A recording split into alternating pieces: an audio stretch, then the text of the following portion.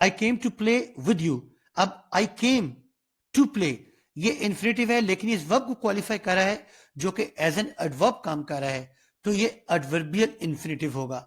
I have some clothes to wash infinitive है, लेकिन ये एज एन एडजेक्टिव काम कर रहा है जो कि क्लॉज के बारे में इंफॉर्मेशन दे रहा है, तो ये एडजेक्टिवल इन्फिनेटिव होगा।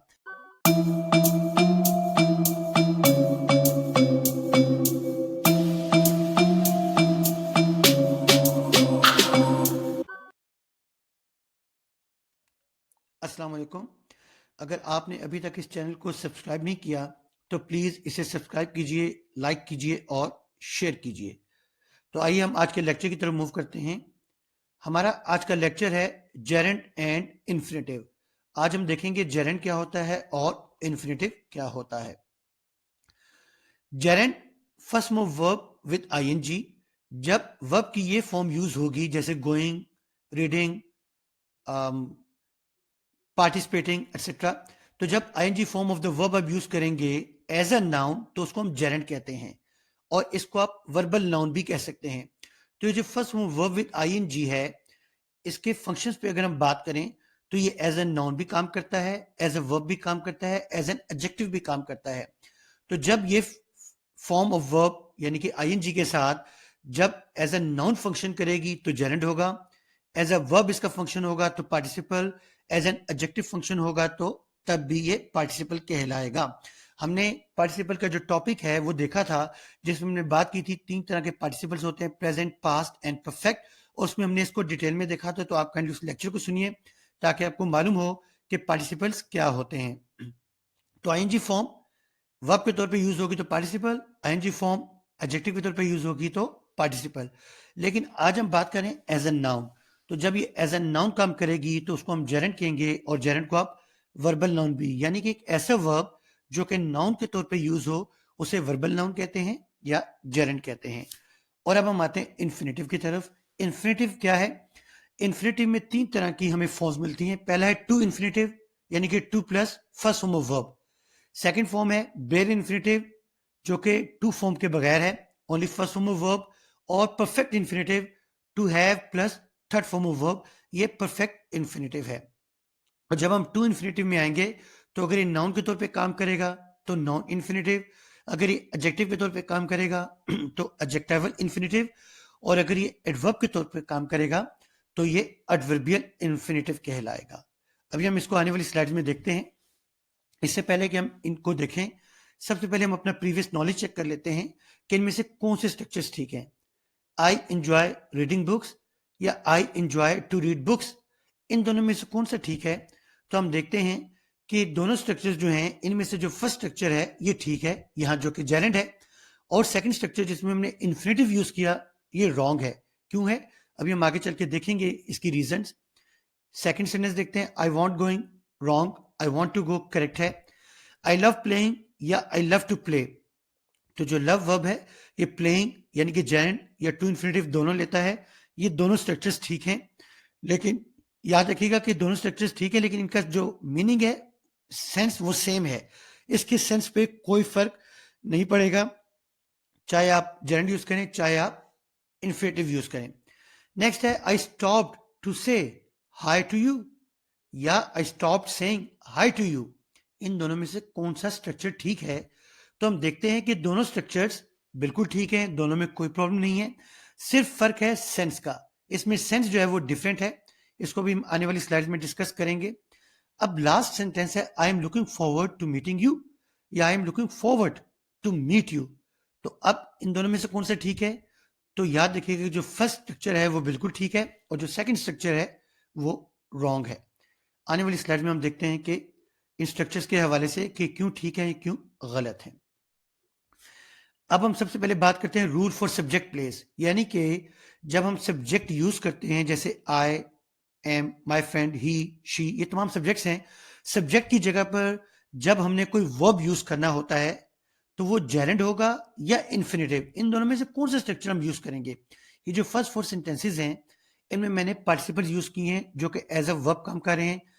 आई am making videos, my friend वो speaking, he is reading, she is calling, ये तमाम वर्ब्स हैं जो कि प्रेजेंट पार्टिसिपल्स हैं।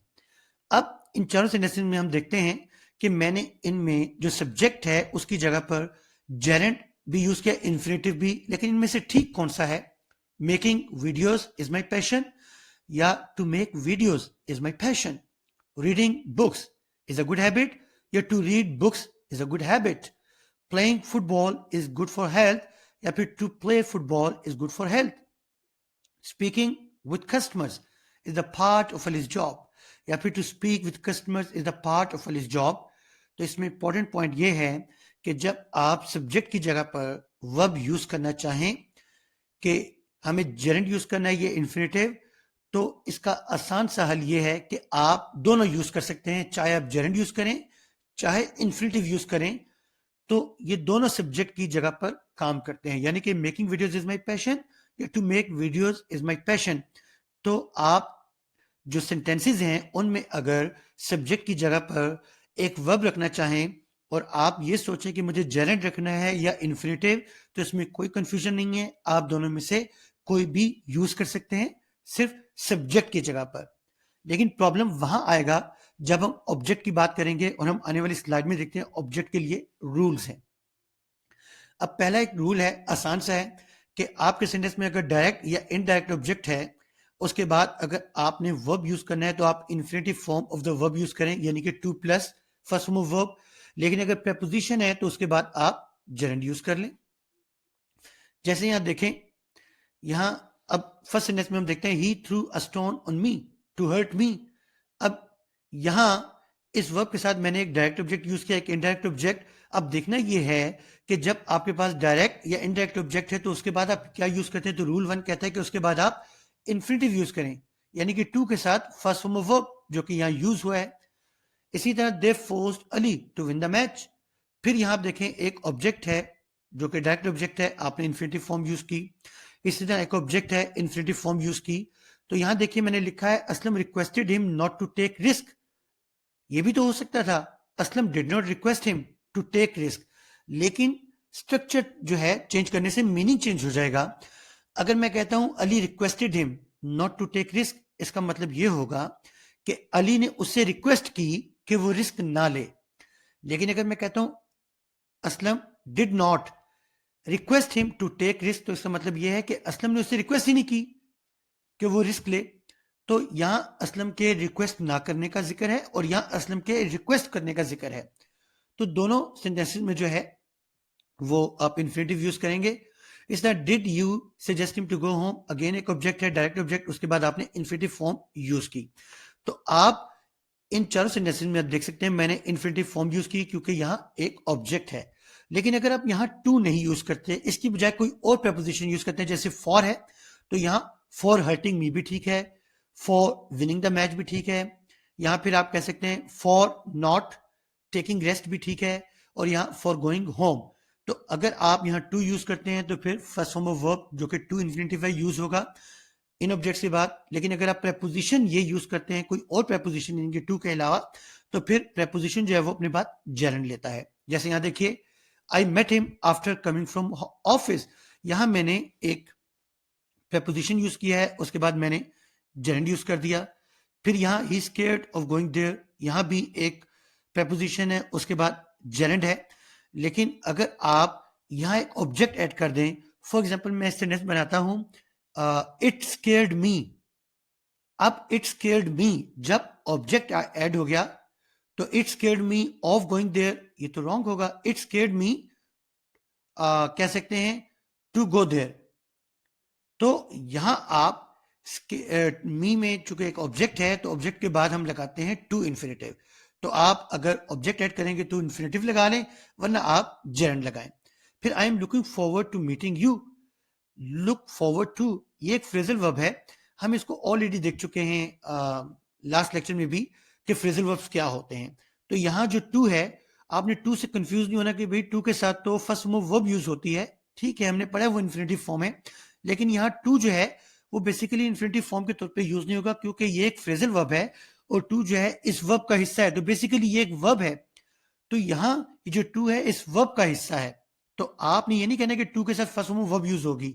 तो टू चूंकि इस वर्ब का हिस्सा है जो कि एक प्रेपोजिशन के तौर पे यूज हो रहा है, इसलिए प्रेपोजिशन के बाद जेरेंट यूज होता है। तो मीटिंग, तो टू मीट यू रॉन्ग है। यहां I am thinking about meeting you, about एक preposition है तो इसके बाद हमने जेंड यूज किया। अगर आप अबाउट की जगह पर टू मीट यानी कि ये यूज करते हैं तो तब भी ठीक है, क्योंकि आपने यहां टू इन्फिनेटिव यूज कर लिया। उसके बाद हम नेक्स्ट स्लाइड पर देखते हैं कि ऑब्जेक्ट प्लेस के लिए एक और रूल है कि कौन से वर्ब्स हैं जिनके साथ हम जेरेंड यूज करते हैं और किन के साथ इन्फिनेटिव। यहां देखिए, जैसे एंजॉय या एस्केप्ड, ये वो वर्ब्स हैं जिनके साथ आप सिर्फ जेरेंड यूज करते हैं। डिसाइडेड या प्रॉमिस्ड, ये वो वर्ब्स हैं जिनके साथ सिर्फ infinitive form of the verb use होती है। लव या कॉन्टिन्यू, ये दोनों वर्ब ऐसे हैं कि जिनके साथ आप जेरेंड यूज करें या इन्फिनेटिव यूज करें, दोनों ठीक हैं, मीनिंग चेंज नहीं होता, सेंस चेंज नहीं होता। स्टॉप या फिर रिमेंबर, अगर आप ये यूज करते हैं तो इनके साथ आप जेरेंड यूज करें या फिर इन्फिनेटिव यूज करें, दोनों ठीक हैं, लेकिन सेंस चेंज हो जाएगा। जैसे मैं कहता हूं आई stopped to say hi to you, इसका मतलब यह होगा कि मैं तुम्हें हाय कहने के लिए रुका। I stop saying hi to you, मैं तुम्हें हाय कहते कहते रुक गया। अब देखिए दोनों के सेंस चेंज है। I remembered to call you, अब यहां मैंने लिखा है I remembered to call you, इसका मतलब है मुझे तुम्हें कॉल करना याद था। I remember to call you का मतलब होगा मुझे तुम्हें कॉल करना याद था। आई रिमेंबर्ड कॉलिंग यू, इसका मतलब यह होगा कि मैंने याद किया उन यादों को, मतलब किन यादों को, जब आपको कॉल किया था। या कह सकते हैं आई रिमेंबर्ड कॉलिंग यू, यानी कि मैंने आपको कॉल करना याद किया। इसी तरह आई रिमेंबर्ड मीटिंग यू, मैंने आपको मिलना याद किया जब हम मिले थे। I remembered talking with you, मैंने उसको याद किया जब हमने बातें की थी। या फिर I remember sitting with you, मुझे याद है कि जब हम बैठे थे तो आई रिमेंबर्ड कॉलिंग यू। तो इन दोनों का सेंस चेंज हो जाएगा अगर आप इन्फिनेटिव फॉर्म यूज करते हैं या फिर जेरेंट फॉर्म यूज करते हैं। ये देख लीजिए, यहां मैं आपको इस स्लाइड को दोबारा दिखाने का मकसद ये है कि यहां आप देखें इन्फिनेटिव में हमने देखा था टू इन्फिनेटिव जो है उसमें तीन होते हैं, as an noun noun infinitive, as an adjective adjectival infinitive, as an adverb adverbial infinitive. और ये स्ट्रक्चर्स हैं जो हमने देखे थे। परफेक्ट इन्फिनेटिव क्या होता है, to have plus third form of verb. अब आने वाली स्लाइड्स में हम इनकी एग्जांपल्स देखते हैं।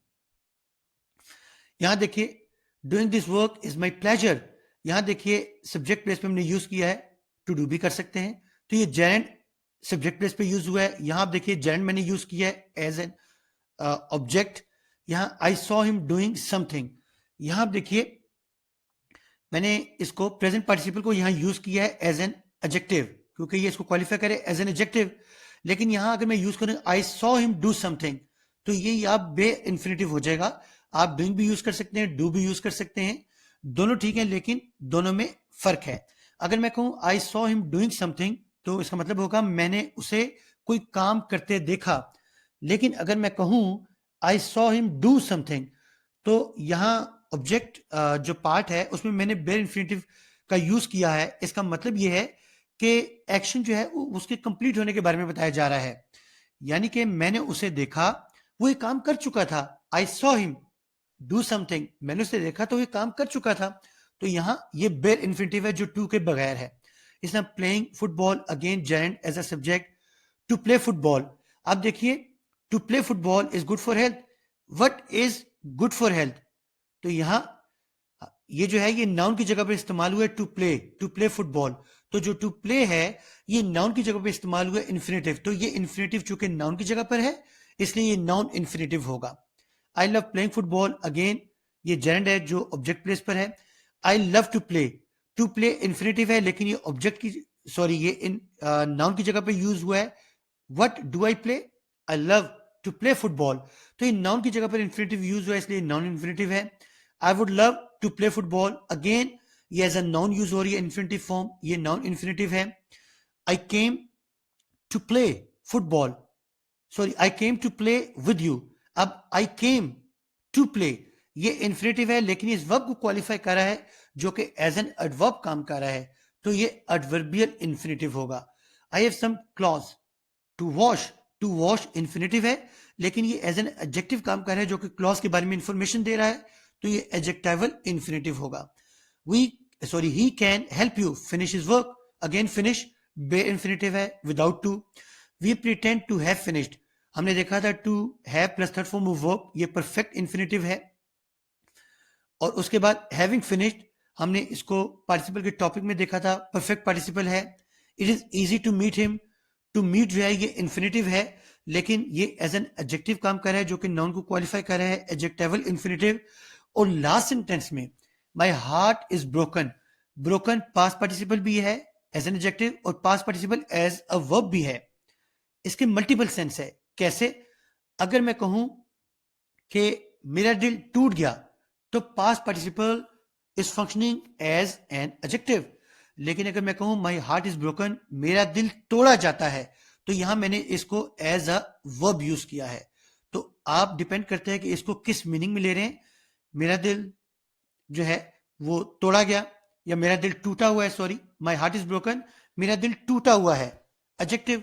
मेरा दिल तोड़ा जाता है, तो ये वर्ब। तो यहाँ past participle is functioning as an adjective as well as it is functioning as a verb, it depends on the sense. तो यहाँ मेन जो चीजें हैं वो याद रखिएगा। हमने gerund as a subject, gerund as an object, present participle as an adjective, हमने देखा present participle as a verb देख लिया। उसके अलावा हमने परफेक्ट पार्टिसिपल को देख लिया। फिर इन्फिनेटिव में हमने देखा बेयर इन्फिनेटिव क्या होता है, नॉन इन्फिनेटिव को देख लिया, एडवर्बियल इन्फिनेटिव को देख लिया और एडजेक्टिवल इन्फिनेटिव को देख लिया। यानी कि हमने इन तमाम चीजों को, जो भी नेक्स्ट स्लाइड है जिसकी अभी हमने डिस्कशन की, यानी कि इस स्लाइड में हमने इन तमाम चीजों को डिस्कस किया है। अब हम उन वर्ब्स को देखते हैं जिनके साथ आप जेरेंड यूज करते हैं। तो आप इस लिस्ट को नोट डाउन कर लीजिए कि ये वर्ब जहां यूज होंगे तो आप इनके साथ जेरेंड यूज कीजिए, यानी कि first move verb with ING. अब कुछ वर्ब्स ऐसे हैं जिनके साथ इन्फिनेटिव यूज होता है, यानी कि to plus first form of verb. तो ये वो वर्ब्स हैं जिनके साथ infinitive form of the verb use होती है, आप इनको भी नोट डाउन कर लीजिए। और नेक्स्ट स्लाइड में हम देखते हैं कि ऐसे वर्ब्स हैं जिनके साथ आप जेरेंड या इन्फिनेटिव क्या यूज करेंगे। जैसे कि यहां देखिए, यहां कुछ वर्ब्स हैं, इनके साथ आप जेरेंड यूज करें या इन्फिनेटिव यूज करें, दोनों ठीक है, मीनिंग या सेंस में कोई चेंज नहीं आता। इनके साथ भी आप दोनों यूज कर सकते हैं, लेकिन उसका मीनिंग या सेंस चेंज हो जाएगा, जैसे हमने रिमेंबर को डिस्कस किया अभी लास्ट स्लाइड्स में। तो स्टूडेंट, ये था आज का लेक्चर। उम्मीद है आपको आज का लेक्चर समझ आ गया होगा। अगर फिर भी इस लेक्चर के हवाले से कोई प्रॉब्लम हो, कोई कंफ्यूजन हो, तो आप मुझे कमेंट सेक्शन में क्वेश्चन कर सकते हैं, या स्लाइड पर दिए गए व्हाट्सएप नंबर पर कांटेक्ट कर सकते हैं। और कोशिश कीजिएगा कि आज के लेक्चर को 2 से 3 बार सुनिए, और स्पेशली इन्फिनेटिव जो फॉर्म्स हैं उनको जरूर डिटेल में देखिए, उनकी प्रैक्टिस कीजिए कि नॉन इन्फिनेटिव क्या होता है, एडवर्बियल इन्फिनेटिव क्या होता है, एडजेक्टिवल इन्फिनेटिव क्या होता है, इसमें जेरेंड्स और पार्टिसिपल्स का जो यूजेज है उसमें क्या डिफरेंस है। तो इसको जरूर प्रैक्टिस कीजिए। Okay students, take care.